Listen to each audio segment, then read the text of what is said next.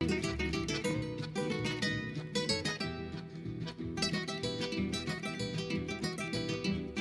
seguimos hablando sobre patrimonio y para ello pues tenemos la suerte de contar con alguien que ha estado inmerso en estas actividades a través de sus funciones como representante de la UNESCO en el Ecuador. Se trata del doctor Arbelio García, a quien le damos la más cordial bienvenida. Queremos hablar qué significa para ti el haber estado como representante de la UNESCO en una ciudad patrimonio como Quito y cómo la UNESCO ha contribuido no solamente con la declaratoria, sino también después para mantenerlo. Bienvenido. Yo pienso que la Declaratoria de Patrimonio Mundial de Quito en 1978 fue un hito en la historia cultural del país.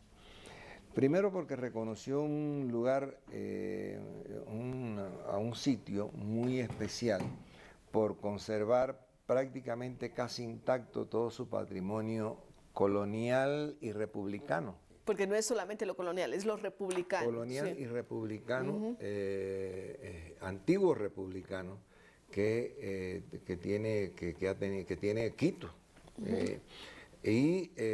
Para hacer esa declaratoria se tuvo que inventariar todos los bienes muebles e inmuebles. Uno por uno. Uno por uno. Un trabajo loco, enorme. Se tuvo que reconocer los monumentos, iglesias, y casas y lugares particulares que eran expresión de lo colonial y de lo republicano, de la historia colonial y republicana que tuvo esta ciudad. Y se encontró, el Comité de Patrimonio Mundial encontró que Quito reunía todas las características para ser declarada Patrimonio Mundial. La UNESCO no se conforma solamente con hacer una declaratoria y ya se olvida. ¿Qué hace la UNESCO después? Durante el tiempo que Quito ha sido declarada, la UNESCO ha hecho un seguimiento, si se quiere, anual, de la evolución de la conservación de Quito como Patrimonio Mundial. Y es por eso que Quito ha permanecido en la lista, tantos años dentro de la lista, como un patrimonio mundial que ha sido altamente conservado. Pero también ustedes en ocasiones especiales, cuando ha habido un desastre, etcétera, han intervenido ayudando económicamente. Nosotros hemos intervenido, por ejemplo, intervenimos en la reconstrucción del Teatro Sucre, en el cual tú me pediste una ayuda siendo yo representante y cuando tú eras vicepresidenta. Intervenimos en la reconstrucción de ese teatro Sucre, hicimos una desmitificación de muchos temas que habían allí dentro. Se hizo un reforzamiento estructural de casi 2.000 metros lineales de todo el teatro para preservarlo de los movimientos telúricos. Igualmente se hizo en la compañía. En la compañía se hizo reforzamiento estructural por casi 12.000 que son cosas que a veces no se ven, porque reforzar estructuralmente es la parte de los cimientos, lo que está enterrado, ¿no? No, y eso, todas las estructuras, todas las columnas, pero no se ve las tanto cúpulas, como, etcétera. Claro, en lo estructural. Y se restauró también Santo Domingo con ayuda de la UNESCO. Se recuperó todo el retablo de Francisco Javier en la compañía, que fue cuando se quemó la compañía, y también se restauraron se restauró la cúpula principal. Sí, la UNESCO ha dado una ayuda muy grande, ha invertido en Quito algo más de medio millón de dólares apoyando edificaciones particulares, ¿no? determinadas reconstrucciones y conservación de patrimonio. Arbelio, cuando tú miras, porque sigues viviendo en Quito, pero te quedaste en esta ciudad, cuando tú miras retrospectivamente, ¿qué dices del mantenimiento de la ciudad? ¿Qué se ha hecho bien? ¿Qué debe seguirse haciendo? ¿Qué no debe hacerse para seguirle manteniendo a Quito, no solamente en el listado, que es importante, pero seguir conservando la ciudad, su traza, su historia, sus edificaciones? Yo tengo una impresión de que Quito en lo cultural ha evolucionado mucho, se han hecho muchos museos, se han desarrollado algunos sitios de visita, Museo del Agua, etcétera. Se ha hecho una diversificación de sitios que pudiéramos decir de interés nacional y turístico. Nosotros habíamos pensado en aquella ocasión y con el municipio, con las antiguas autoridades del municipio, en todo el tema de constituir a Quito como un centro peatonal exento de buses, porque toda esta avalancha de buses y autos por dentro lo que hace es deteriorar los monumentos, los sitios, las iglesias, afecta mucho esta densidad de nuevo movimiento urbano, como el tráfico, etcétera. Y veo en este momento que muchas de las iglesias que se habían reconstruido empiezan a deteriorarse. Porque eso tiene que ser un mantenimiento permanente, no es que una vez se interviene y luego se las deja. No veo mucha intervención alrededor de ese tema. Y pienso además que hay que tomar medidas urgentes con restaurar algunos edificios que veo que se están deteriorando, otros que no han podido ser restaurados. Porque, a ver, lo que quiero decir es que Quito se hizo patrimonio por el número de bienes inmuebles que tiene. Hay una discusión ahora sobre si se derrumba uno u otro. Eso hay que valorarlo muy bien porque muchos de esos edificios entraron en la lista del patrimonio. Y ahí estaría yo creo que el buen juicio de mirar esto a fondo y de ver.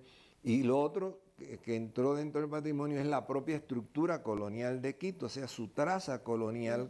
Que no debería ser alterada. Y que en buena medida no debería ser alterada. Y si se altera, con un buen juicio, tendría que ser en la dirección de utilizar o colocar allí monumentos correspondientes al patrimonio por el cual la ciudad fue declarada. Tú has tenido también intervención en la declaratoria de otra ciudad, la segunda ciudad ecuatoriana que es patrimonio de la humanidad, que también es un orgullo enorme, Cuenca, la ciudad mía. ¿Qué tan difícil es conseguir que una ciudad entre en esa lista? Porque a veces pues, el entusiasmo podría decir, yo quiero que mi ciudad sea o que este otro lugar sea, pero hay muchos requisitos que hay que cumplir. Es muy largo el proceso, no es nada fácil. Claro, en Cuenca, recuerdo que Cuenca surgió en una conversación que tuvimos tú y yo en Palacio. Sí, que a veces la gente no se acuerda de esas cosas. Claro, ¿no? Y entonces ahí me pediste que interviniera en Cuenca, empezamos a movilizarnos. Y se dio como oportunidad que en Cuenca iba a ser levantado ¿cómo se llama? El adoquín, las trazas de adoquín de las calles. Algunos modernizadores a veces querían quitarle el adoquín, claro. Se quería hacer una modernización de Cuenca. Y ponerle asfalto en lugar de adoquín. Y resulta que el adoquín en Cuenca es un patrimonio, porque Cuenca es una ciudad totalmente adoquinada. Todo el centro histórico. Todo el centro histórico, pero no solamente el centro histórico, sino también parte de la periferia es adoquinada. Y el adoquín formaba parte de esa personalidad. Tuvimos que hacer mucho trabajo para hacer entender que eso era un patrimonio, que las viviendas fundamentales de Cuenca eran, si bien eran coloniales, se distinguían mucho en términos de estructura, la estructura de sus patios, la armonía que tenían con relación a los tejados, que también es otra con relación al patrimonio de Quito y a otras ciudades coloniales también ecuatorianas. Y entonces hubo que hacer una lucha para entender esto. Afortunadamente se logró entender por parte de las autoridades locales en aquella época y donde el Corcho Cordero era el alcalde, de que no había que quitar los adoquines. No había que quitar nada y que había que redimensionar la ciudad, preservarla, etcétera.